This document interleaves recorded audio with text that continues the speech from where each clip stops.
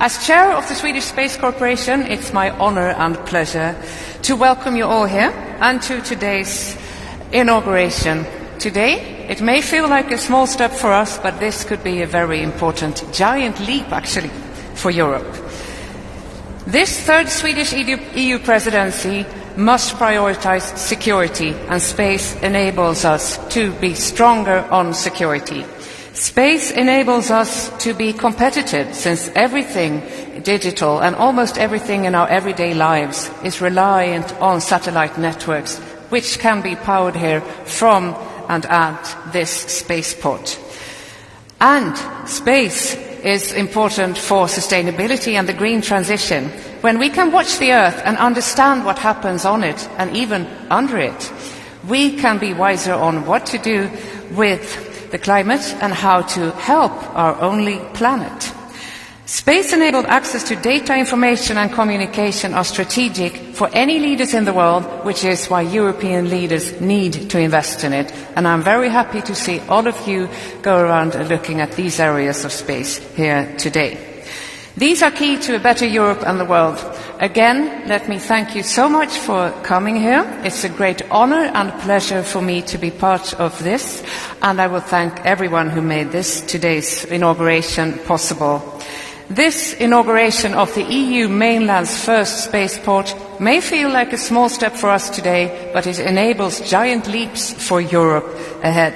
And now, it's my honor and pleasure to welcome you to the inauguration itself, where we will have our most distinguished guests. We will see both the Prime Minister Ulf Kristersson, Madam President of the Commission Ursula von der Leyen, and His Majesty the King of Sweden, starting with the Prime Minister and my dear friend Ulf Kristersson. Welcome.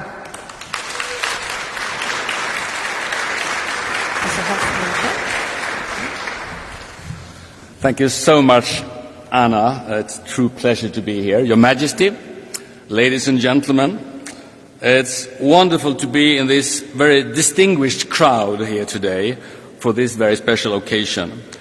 It's really been inspiring to listen to previous speakers who really know what they are talking about, and it's clear that exploring space helps us to understand our place in the universe.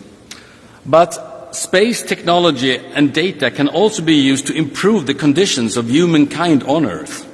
Climate change mitigation is a priority, and space data is key to analyzing, changing and identifying effective countermeasures.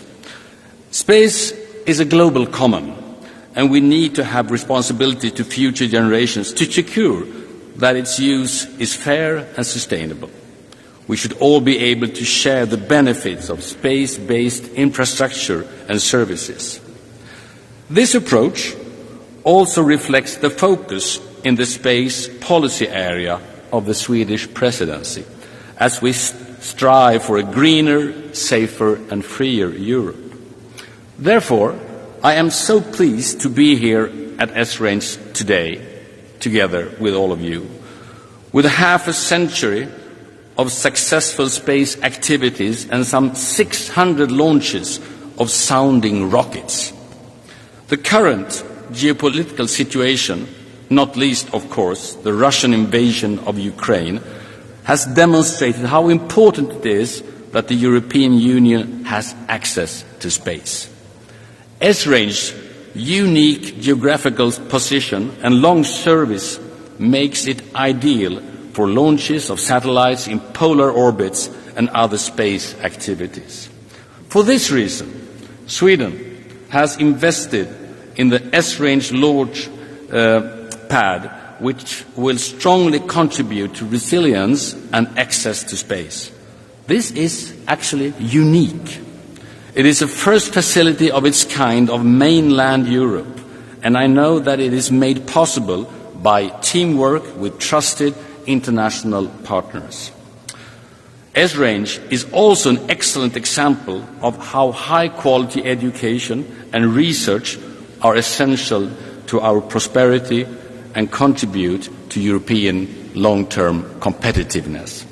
With these words, I would like to pass the floor to the President of the European Commission, Ursula von der Leyen. Dear Ursula, please. Thank you.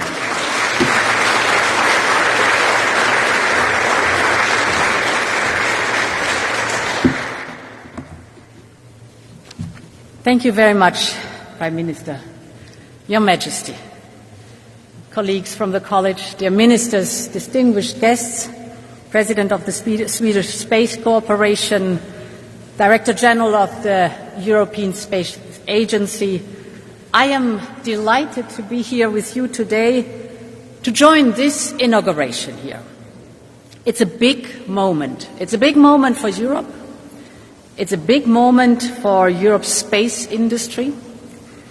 The first orbital launch site on European mainland. This spaceport offers an independent European gateway to space. It is exactly the infrastructure we need, not only to continue to innovate, but also to further explore the final frontier. It was fascinating to listen to the scientists that introduced us to the different topics and possibilities that are here. The important work you have been doing here for many, many years is a shining example of the enormous potential of space-based research, indeed, to improve our daily life.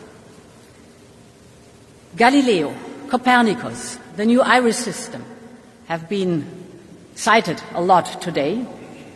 And if you look at, for example, the green transition, one of the topics we've been discussing here, climate change. Well, if we want to efficiently track the effects of climate change, space provides 60% of the measurements we need. Just look from space and you have the majority of data that you need to understand what's going on. Or take civil protection or traffic management. I will never forget the help of Copernicus we got amidst the pandemic when we had to establish our green lanes to manage as best in a very critical situation. It was Copernicus who helped us and gave us the data that were necessary on a daily basis, really to make decisions that are crucial. This leading-edge spaceport gives Europe the capabilities to address this growing demand. The benefits of small satellites that can be launched from here are immense. We've just heard that it is important to launch over and over these satellites, to have the reusability, to test it. And I was thrilled to hear what is necessary is not so much the investment. Yes, this is also necessary, but it's the political will.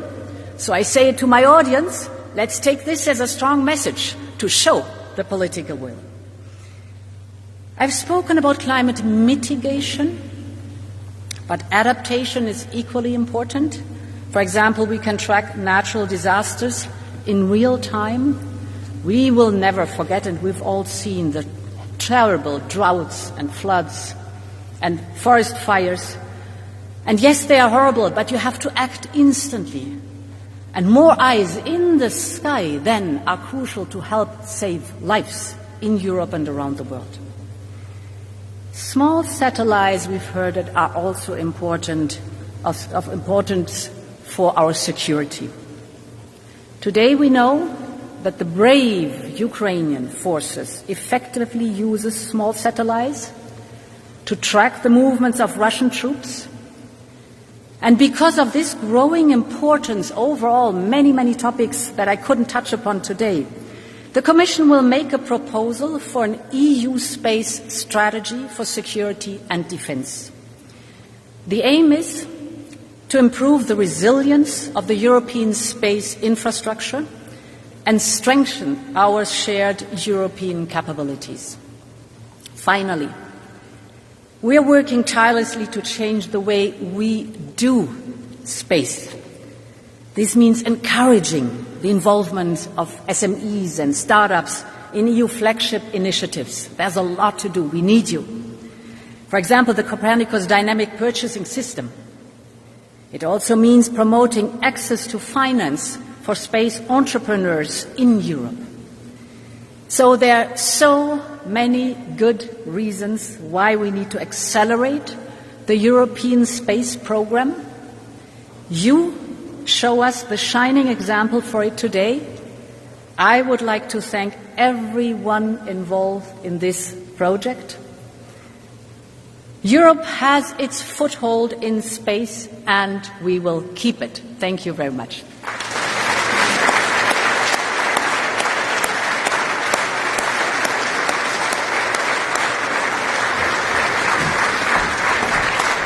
And finally, to conduct the inauguration, well, please welcome His Majesty the King.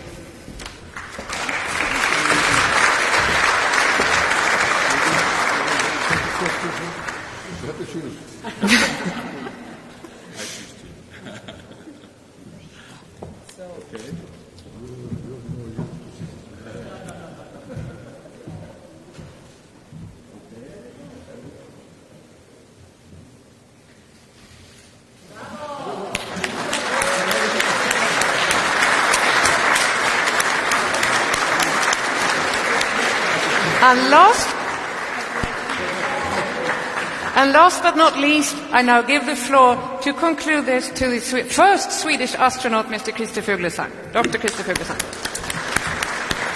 Now the countdown. 10, 9, 8, 7, 6, 5, 4, 3, 2, 1. Take off and lift off the first satellite for European mainland soil for the benefit of humanity and the European Union.